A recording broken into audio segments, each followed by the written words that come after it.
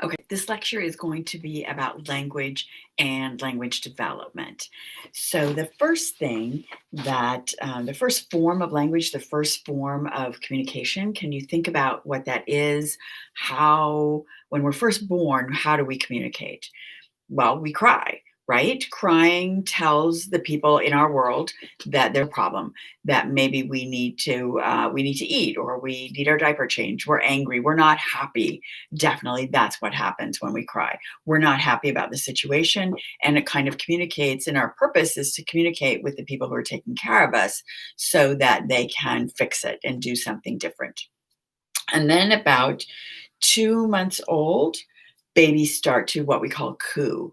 It's just COO, coo. And cooing is the little sounds that babies make when they're happy.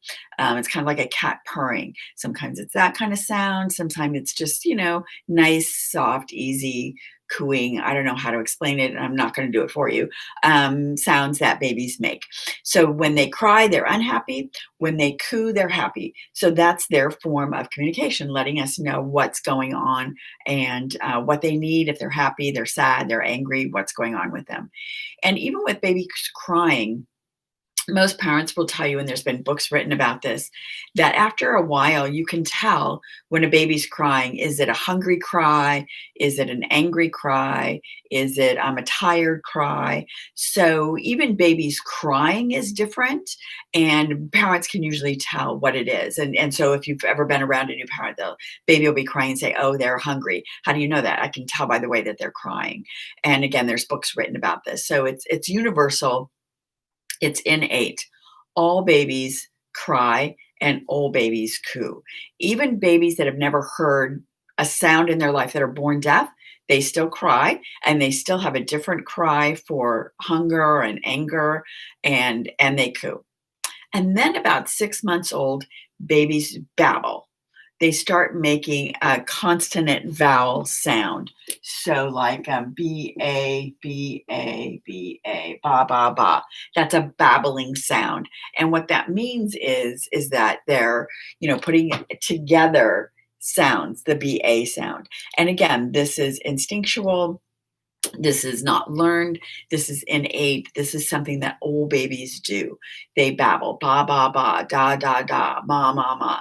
They make all these sounds.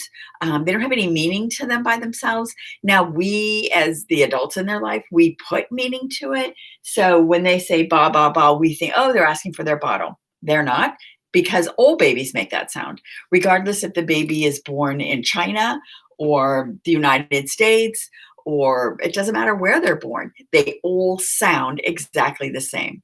So the babies that first form of communication is crying, then cooing, then babbling. Again, universal. You could take three babies, one from New Guinea, one from China, one from the United States, put them all in the room together. When they cry, you're not going to know which language they've been listening to. When they coo, you're not going to know. When they babble, it all sounds exactly the same. Okay, so it's universal, it's innate. This sometimes is called pre-linguistic, because there isn't really any learning that goes with it. Again, even babies that are deaf, so they're born deaf, they've never heard a sound in their entire life. They still cry, they still coo, they still babble exactly the same way as all other babies do. So it's something that they all do. Now, just as a little side note here,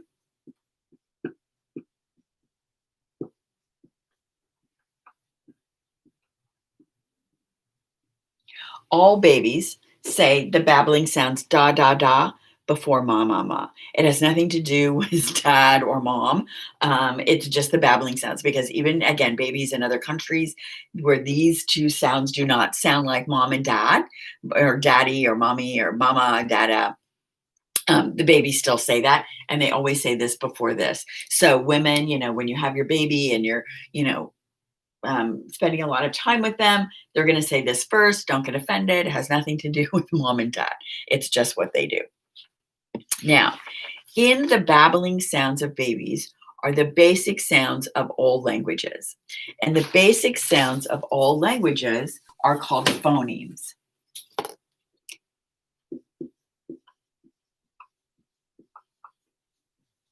phonemes. Phonemes are the basic sound of all languages. Got a little glare going on there. Okay, so they don't have any meaning to them. They're just the basic sounds of all languages. So every sound that every language makes is in the babbling sounds of babies. So this makes sense, right? Because when a baby is born, the baby doesn't know what language it's going to be speaking. It doesn't know what language it's going to be hearing, what its parents are going to be speaking, or what's going to be going on around it. So it has to have the ability to make all the sounds of every language. And again, these are called phonemes. Now, there's a limited number of phonemes. There's about 85 is the maximum.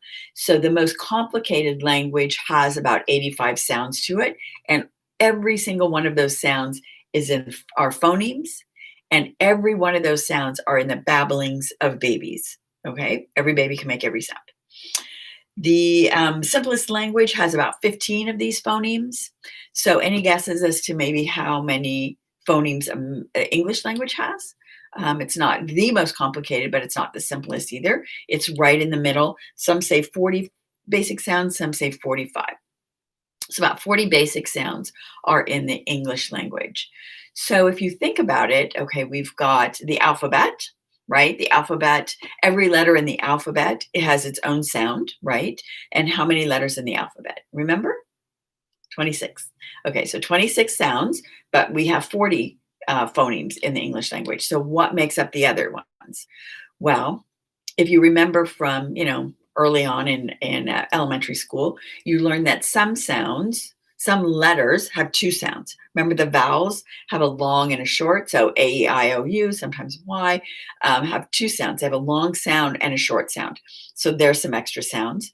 And the other thing that we do in in English is we combine sounds or letters. So like there's the TH sound, SH sound.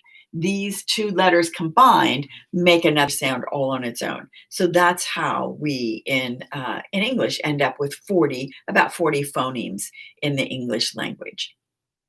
Now, again, these phonemes do not have any meaning to them. They're just sounds, and that's all that they are. And what happens is we have the ability to make all the sounds, and then when we're babies and we're babbling, ba ba ba, da da da. When we say those babbling sounds, our parents get very excited, and we hear those sounds in the language. So those are the sounds that we repeat and keep with us over time. And eventually those other, 40 sounds that we're born to make, and we make them, but we don't use them in English, drop off, and they eventually fade away and go away. Now, again, phonemes don't have any meaning to themselves, but what does are called morphemes.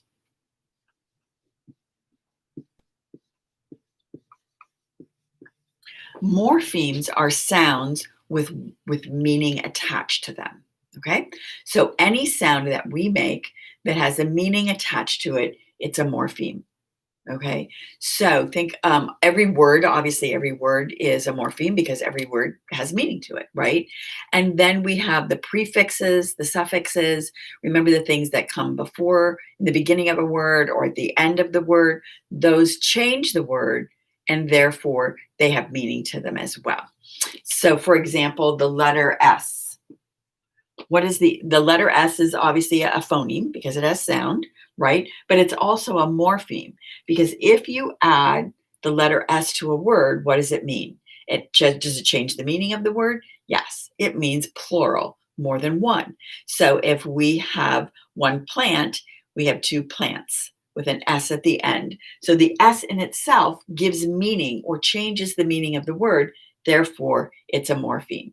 So any prefixes, suffixes, all those things, again, are morphemes as well. Now, don't get confused. I know you guys like to text a lot. This letter, the letter R, are often written this way. Does it have meaning to itself? Only in the texting world, okay? The letter U, meaning to itself? No, only in the texting world. These are phonemes because they're sounds, but they're not morphemes. In the real world, if you were writing a paper and you were using and you wanted to, use the word R, they are there or whatever, you're not going to use just the letter R. Okay. And you're not going to use just the letter U. And so therefore they are not morphemes. They're phonemes, but not morphemes. Now, do we have some single letters that are morphemes? Think about it. Yes. What about the letter I? Does the letter I have meaning to it? Yes. And what about the letter A? Does that have meaning to it? Yes. It's a single letter, but it also is a morpheme. So they're all phonemes, but also a morpheme. So I'm going to give you an example. Let me see.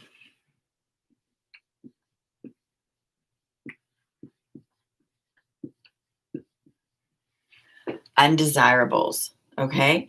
The word undesirable. How many morphemes are in this word? Okay. How many things have meaning to themselves or change the meaning of the word? Okay. So we have un, desire, able, and s. So we have 4 morphemes in this one word. Okay. So does that make sense? So everything, again, prefixes, suffixes, all of this has meaning to it, and therefore it's all a morpheme. Okay. Now, if we knew all the morphemes and all the phonemes, would we still be able to speak the language? Let's say we knew the definition of every word of the language. Could we actually speak the language? Could we make sense out of the language?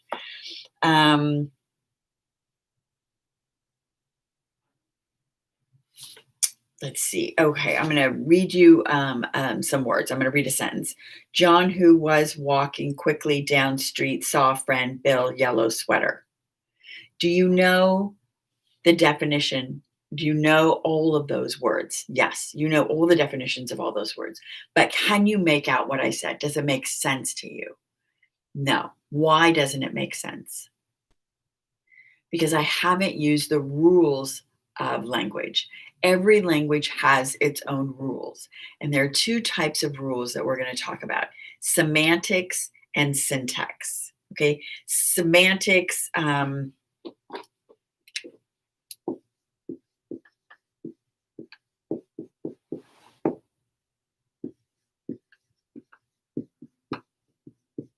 semantics are what gives words meaning. Okay. So,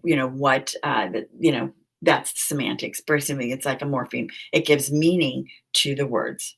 Tells us when the semantics tells us when we add ed to a word, it means past tense. It tells us when we add s to a word, it means more than one. Syntax is like grammar. So, when you were a little kid and you were learning grammar, basically you were learning the syntax of the language. So the syntax is like the rules, the order of the language. In English language, we say the White House. We put the adjective before the noun. In case those of you can't remember, the noun is the person, place, or thing. And the adjective is that which describes the noun. So we say the White House. The house is the noun. The adjective is white. It describes what the house is. So we say the White House. Is it this way in all languages? No. Let me see if I turn this up. No, that doesn't help. Let me see if I put this on. If that helps. Maybe that helps a little bit. Okay. So if we say the White House in our language, we put the adjective and then the noun. Again, it's not that way in all languages. It's some languages, as you know, will put the noun before the adjective. So they'll say house white. Okay, so every language has its own syntax, its own rules to make sense out of the language, the order, the grammar of the language. Okay, so how does all this happen? As children, we are learning the rules of language. Okay. We're learning the words of language. We're learning the semantics, the definition of words, the meanings of words, and we're learning the syntax, the rules of language. And you can say to a 6-year-old child, look at that white house over there, and they'll look and they won't say anything. Or you could say, look at that house white over there. And they'll say, what? That's not the way you say it. You say white house, not house white. And you ask them, how do you know that? They don't know how they know that. They just know it. Okay.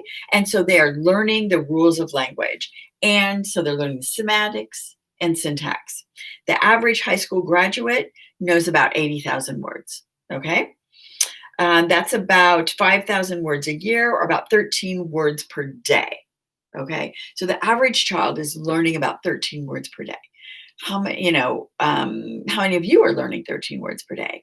Now, you're in a psychology class, and if you're in an introductory class in college, you're probably learning that many, again, because introductory class, this morning, just listening to this lecture, hopefully you've learned what a phoneme is, you've learned what a morpheme is, you've learned what semantics means, what syntax means. Some of you learned what noun and adjective mean. So right there, you've learned several words already just in listening to this lecture. Because every introductory class, in psychology, we kind of have our own vocabulary, our own words that we use. If you were taking introductory to geography, there would probably be more words that you were learning there too.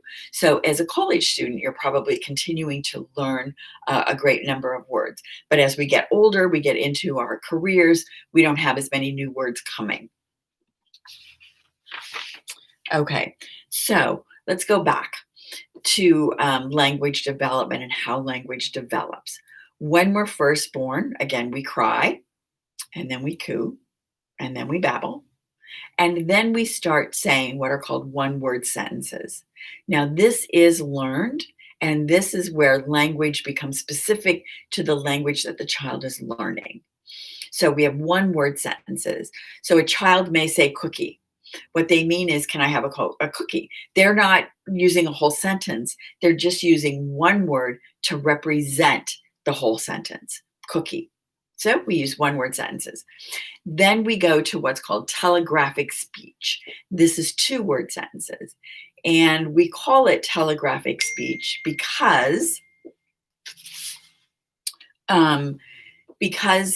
way back when, in the olden days before telephones and all that, they had telegrams. And a telegram, you would send it from one city to another over a wire, and they would use Morse code.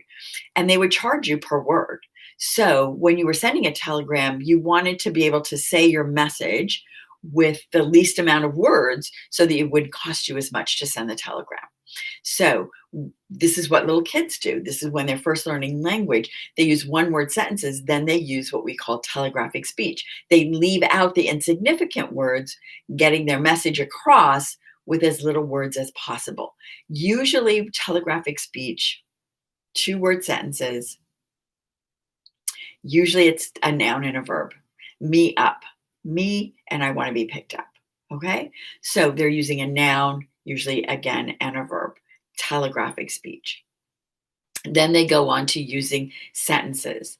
Now, remember, if you've ever been around little kids, you know that with their speech development, they understand more than they speak. And if you're learning a second language, you're probably doing the same thing. You're understanding language much more easily and quicker and faster than you're actually speaking the sentences. Okay. Then we know that kids they're learning the rules of syntax. How do we know they're learning those rules?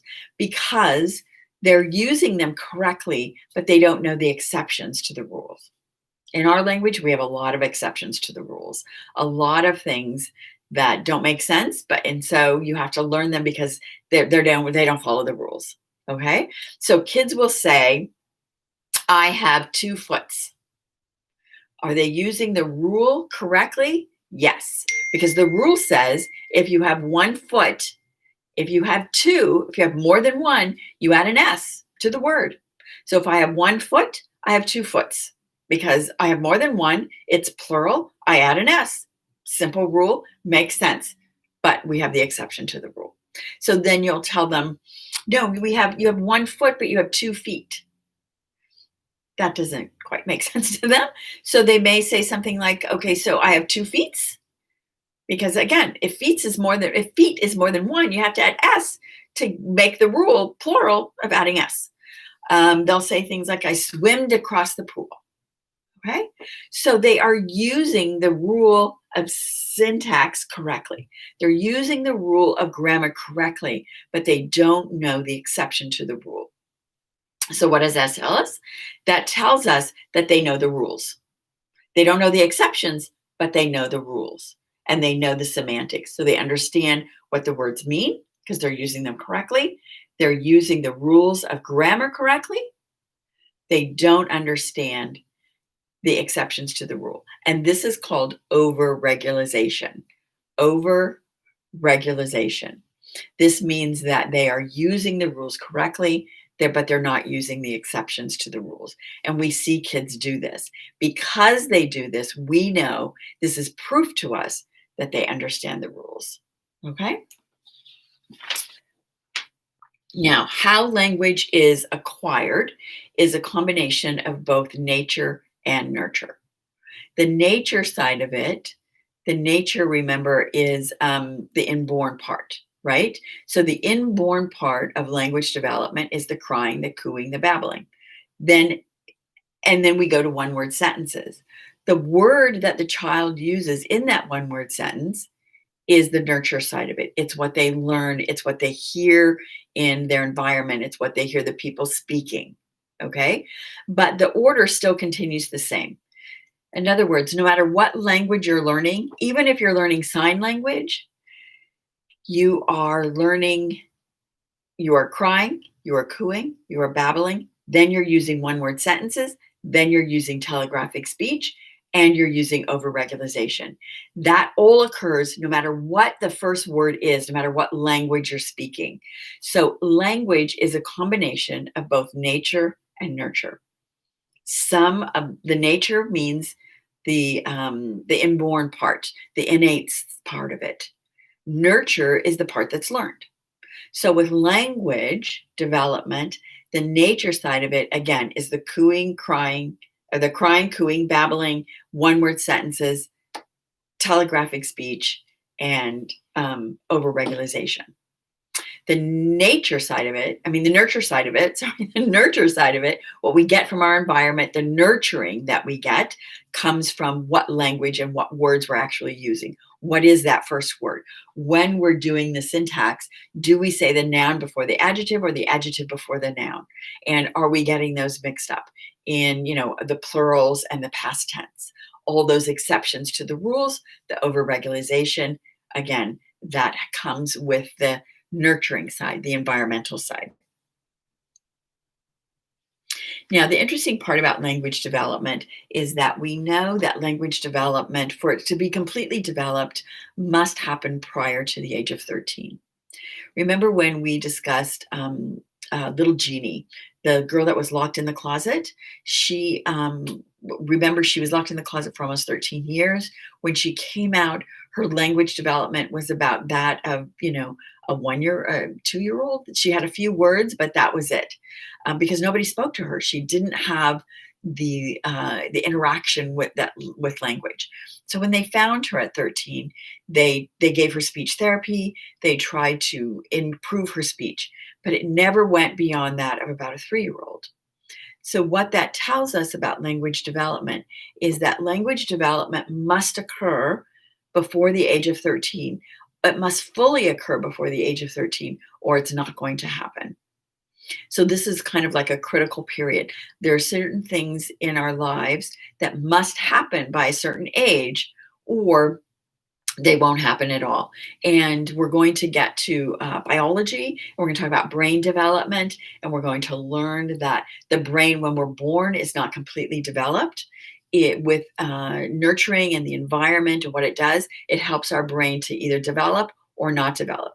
Little Jeannie got locked in the closet. Her brain, her part of her brain for language development, the basic part of it was there, the crying, the cooing, the babbling, the one-word sentences, the basics of it was there, but the learning part didn't take place So that part of her brain never completely developed, and her language development never was complete. Never. Her whole life, she never completely, developed her language to the fullest.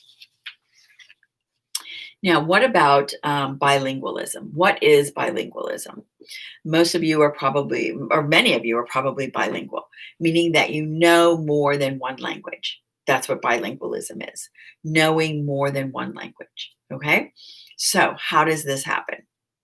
What's the process? What does this look like? We know that um, our brains are ready to learn language at an early age. And so what that means is that our brains can learn more than one language at the same time. So when we're crying, and we're all crying the same, and when we're cooing, and we're all cooing the same, and then when it comes to the babbling, remember, we can make any sound of any language, right? So if when we're babbling, we're hearing more than one language, let's say we're hearing English and Spanish, then those sounds that we make with our babbles that are English, we're going to keep those. Those sounds that we make with our babbles that are of the Spanish language, we're going to keep those. So we're going to keep the ability to make the sounds of both languages. Okay, we're not going to lose them. Now, the sounds that we can make that are Chinese sounds, we're going to make those when we babble, but we're going to lose those because if we don't hear them, we're going to lose them. All the other sounds that are made from other languages, we're going to lose it. It's the old adage, use it or lose it. If you don't use your ability that you're born with to make those sounds, you will lose the ability. So that's why people who learn a second language later in life speak with an accent because they were born with the ability to make those sounds, but they've lost that ability. And so we hear that accent coming out because they've lost that ability to do that. Okay, so then we've got, then they're learning. Remember, children are learning the syntax, they're learning the semantics and the syntax. So if you're hearing two languages and you're asked to speak back in both of those languages, then you are going to speak back in both those languages. Okay, so this is what bilingualism is. It's the ability to make it, to learn the second language in childhood when the brain is ready is much easier than later on when the brain is done. Like little Jeannie, she couldn't even learn one language because she didn't, get all that interaction and environmental stuff that was going on. We in this country tend to teach a second language in high school, sometimes middle school. It's a little late then. You're already past 13. Your brain is done. It doesn't mean you can't learn it. It just means it's going to be much more difficult. So it's easier to learn a second language early on. We also know that there are many benefits to learning a second language. People who learn a second language are better at problem solving because they know they can see things in different ways. They can say the house white or the White House. And so they learned that. So they have the ability to problem solve better. We know that kids who learn a second language are more creative. Their brain is just more creative. That creative side of their brain develops more as they're learning two languages. We know, as many as you may know, it's often easier to get a job knowing a second language. You may get more money if you know a second language. I had a patient in here earlier today, and she was, looking for jobs, and some of the jobs that she came across, they wanted, the requirement was that you know a second language. She doesn't. So she, didn't qualify for the jobs. So there are more jobs available. Sorry. And often you make more money. So there's definitely benefits to being bilingual, but there is a drawback to being bilingual.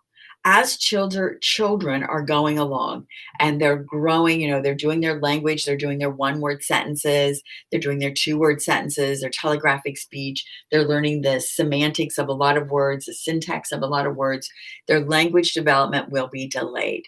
So when they enter kindergarten, their language development will be behind, which makes sense. They're learning twice as much as the kids who are only learning one language, right? So it's going to be behind. If you have a child and you're doing this with them, you're teaching them two languages, then the kindergarten teacher may say, please stop. Your child's language development is behind. And you're going to say, no, Dr. Wise told me that it's better for my child if they learn two languages. Because by the time they reach second grade, about age 7, they're caught up. So they're just as proficient in two languages as other children are as one. And their brain, their creative side of their brain, their problem solving abilities in their brain have become more developed than the child who's only learning one. And when they become adults, it'll be easier for them to find a job and they'll probably possibly make more money. So it's beneficial. There's a lot of benefits to being bilingual, and then there is this one drawback. Okay. Another thing, if you're going to teach your child two languages, there's a couple different ways to do it.